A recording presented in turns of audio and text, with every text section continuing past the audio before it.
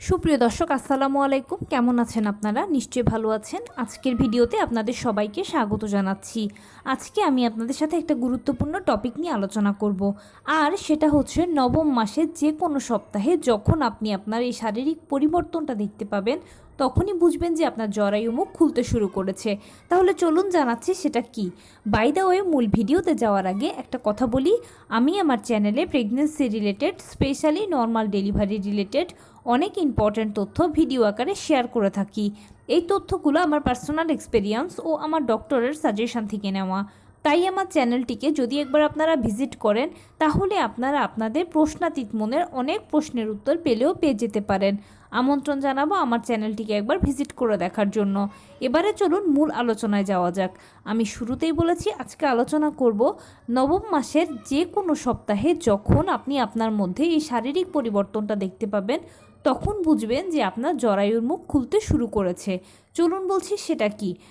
দেখুন, আমরা সবাই জানি যে নর্মাল ডেলিভারিটা সিজারের তুলনায় ভালো, কারণ সিজার হচ্ছে একটা ছোটোখাটো অপারেশনের আগে পরে বিভিন্ন ধরনের ঝুঁকি থাকে, সাইড ইফেক্টস থাকে।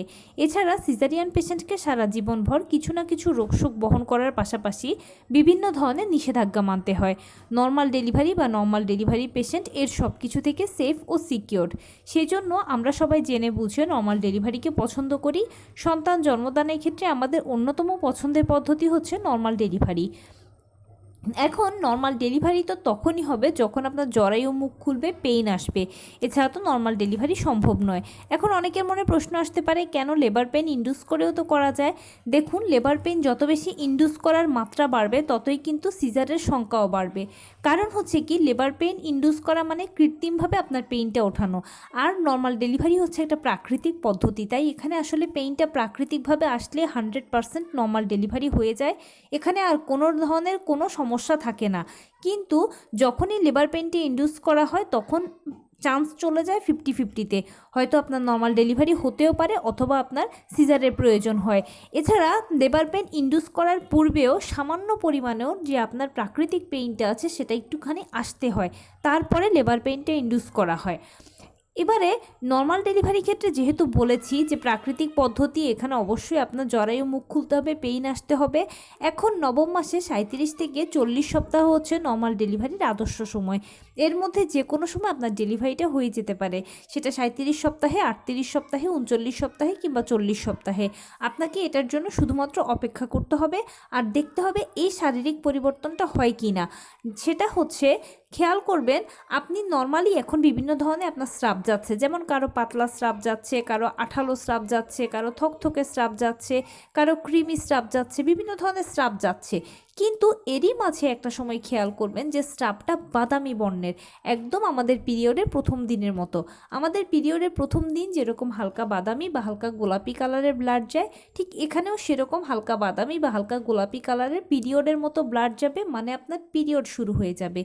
ফিলিংসটাও পিরিয়ডের মতো হবে, আপনার একটু মেজাজ খিটখিটে থাকা, মুড সুইং হওয়া, এই টাইপের হবে।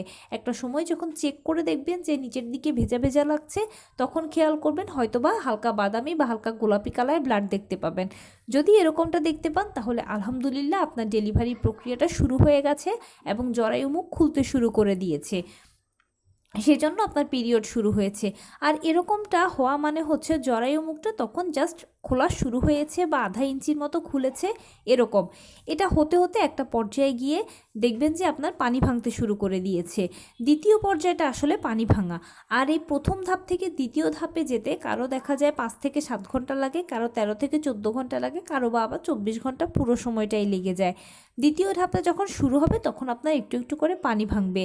পানি ভাঙা এ পর্যায়ে আপনি অবশ্যই বিছানায় শটান শুয়ে থাকবেন, কারণ কখনোই খুব বেশি পানি ভাঙতে দেওয়া যাবে না। যদি পানি বেশি ভেঙে যায় তাহলে গর্ভের ভেতরে বাচ্চা শুকিয়ে মারা যাবে। সেই জন্য খুব বেশি পানি ভাঙতে দেওয়া যাবে না, আপনি বিছানায় শটান শুয়ে পড়বেন। তবে কেউ যদি দেখেন যে আপনার একেবারে প্রস্রাবের মতো ঝরঝর করে পানি ভাঙা দিয়েই পানি ভাঙার ধাপটা শুরু হয়েছে, তাহলে আপনি অতি দ্রুত হসপিটালে চলে যাবেন, কারণ আপনার বেশি পানি ভেঙে যাচ্ছে। তবে এখানে আমার একটা পার্সোনাল সাজেশান হচ্ছে কি, আপনারা যখনই দেখবেন যে 1-2 ফোঁটা করে পানি ভাঙতে শুরু হচ্ছে তখনই হসপিটালে চলে যাবেন। এতে কি হবে, এতে প্রথম থেকে শেষ পর্যন্ত প্রতিটি ধাপ বা সবসময় ডাক্তারের অবজারভেশনে আপনি থাকতে পারবেন। এর ফলশ্রুতিতে আপনাকে বাসায় বসে এরপরে কি হবে আর বাড়তি টেনশনটা করতে হলো না। সব কিছু ডাক্তাররাই হ্যান্ডেল করবে, আপনিও অনেক বেশি রিল্যাক্স থাকবেন, আপনার ফ্যামিলিও অনেক বেশি রিল্যাক্স থাকবে। দ্বিতীয় ধাপের পরে আপনি পৌঁছে যাবেন তৃতীয় ধাপে। পানি ভাঙার সর্বোচ্চ 24 ঘন্টার মধ্যে পেইন আসে। কারো পেইনটা দেখা যায় হালকা থাকে প্রথমে, কারো আবার হালকা মাঝারি পেইন দিয়ে শুরু হয়, যার যেরকম। তবে পেইনটা সাধারণত প্রথমে হালকা থাকবে, তারপরে মাঝারি হবে, এরপরে ভারী হবে। পেইনটা কখনো এক নাগারে হবে না, এটা থেমে থেমে হবে। কারো 10 মিনিট পরে পরে হয়, কারো 15 মিনিট পর পরে হয়, আবার কারো বা আধা ঘন্টা পর পরে হয়, যার যেরকম হয়। পেইনটা যখন প্রথম পর্যায় থেকে মানে হালকা পর্যায় থেকে দ্বিতীয় পর্যায়ে যাবে, মানে মাঝারি পর্যায়ে যাবে, আবার মাঝারি পর্যায় থেকে যখন ভারী পর্যায়ে যাবে, ওই সময়টাতে আপনি মোটামুটি হসপিটালেই থাকবেন। আর পেইনটা যখন অনেক ভারী হবে, ভারী মানে এরকম নয় যে অসহ্য ব্যথায় আপনি মরে যাবেন, এরকম কিছু নয়। ভারী মানে হচ্ছে পেইনটা বারে কমে আসবে। যেমন আগে যদি আপনার 10 মিনিট পর পর পেইন আসতো, এখন হয়তো 6 মিনিট পর পর, 7 মিনিট পর পর, 5 মিনিট পর পর, এরকম মিনিট কমে আসবে, বারে কমে আসবে পেইনটা। এটাই হচ্ছে ভারী পেইন। আর যখন ভারী পেইন হয় তখনই জরায়ুর মুখ প্রপারলি 4 সেন্টিমিটার খুলে। আপনারা সবাই নিশ্চয়ই জানেন যে একটা ডেলিভারি হওয়ার জন্য বা বাচ্চা বেরোনোর জন্য জরায়ুর মুখকে অবশ্যই 4 সেন্টিমিটার খুলতে হবে। আর পেইনটা যখনই ভারী হয় তখন জরায়ুর মুখটা 4 সেন্টিমিটার খোলে। আর ওই সময়টাতে অবশ্যই আপনি লেবার রুমে পৌঁছে যাবেন। ডাক্তাররা চেক করে দেখবে যে যখনই আপনার জরায়ু মুখ 4 সেন্টিমিটার খুলে গেছে, তখন ডাক্তার দেখতে পাবে যে আপনার বাচ্চাও আস্তে আস্তে নিচের দিকে নামছে, জরায়ুর কন্ট্রাকশানও হচ্ছে। জরায়ুর কন্ট্রাকশান মানে হচ্ছে জরায়ুর সংকোচন হওয়া, প্রসারণ হওয়া, এটা ঘন ঘন হবে। আর তখনই বাচ্চা ভেতর থেকে চাপ দেবে, পাল্লা দিয়ে ডাক্তারও আপনাকে বাহিরে থেকে চাপ দিতে বলবে। আপনাদের মা ও বাচ্চার উভয়ের মিলিত চাপে ডেলিভারি কাজটা সম্পন্ন হবে। আর প্লাসেন্টা ডেলিভারির মাধ্যমে সাকসেসফুলি আপনি আপনার দীর্ঘ 9 মাসের জার্নিটাকে নর্মাল ডেলিভারির মাধ্যমে শেষ করতে পারবেন। এখানে আমি আপনাদেরকে কয়েকটা টিপস বলে দিই।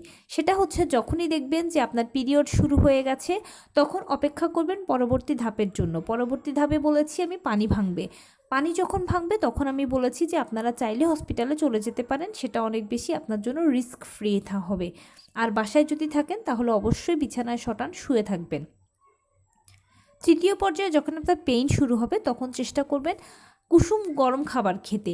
যেমন আপনি চা খাচ্ছেন, একটু কুসুম গরম খান, কফি খাচ্ছেন কুসুম গরম খান, দুধ খাচ্ছেন কুসুম গরম খান, ভাত ডাল রুটি যেটাই খাচ্ছেন একটু কুসুম গরম খান। এতে কি হয়, কুসুম গরম খাবারগুলো পেইনকে দ্রুত বাড়াতে সহায়তা করে। আর পেইনটা যত দ্রুত হালকা পর্যায় থেকে মাঝারি পর্যায় থেকে ভারী পর্যায়ে যাবে, তত দ্রুতই কিন্তু আপনার ডেলিভারি কাজটা সহজ হয়ে আসবে। আর যখন ডাক্তাররা আপনাকে চাপ দিতে বলবে তখন অবশ্যই যেটা করবেন, মাথার নিচে একটা বালিশ রাখবেন এবং দুটো হাতকে কিছু সাহায্যে মুঠি করে ধরে রাখবেন। এতে ফুল বডি থেকে আপনি একটা ভালো জোর পাবেন। আর 2-3টে চাপ যদি এভাবে দিতে পারেন তাহলে ইনশাল্লাহ আপনার ডেলিভারিটা খুব দ্রুত হয়ে যাবে এবং সময়টা কম লাগবে।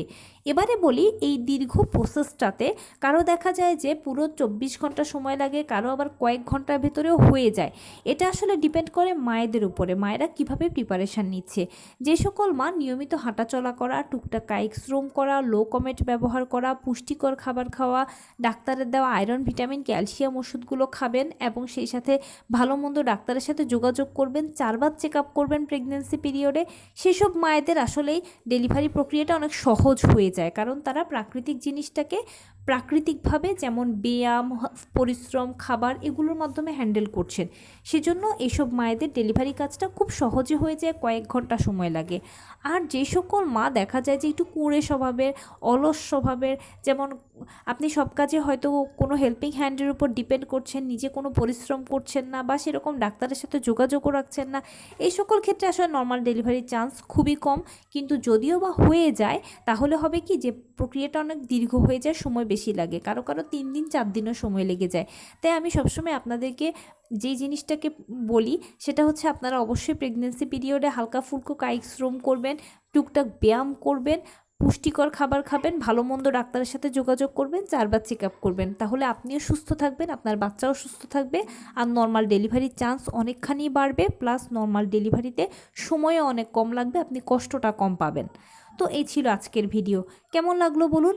যদি ভালো লেগে থাকে ও হেল্পফুল হয়ে থাকে তাহলে প্লিজ লাইক কমেন্ট শেয়ার করতে একদম ভুলবেন না।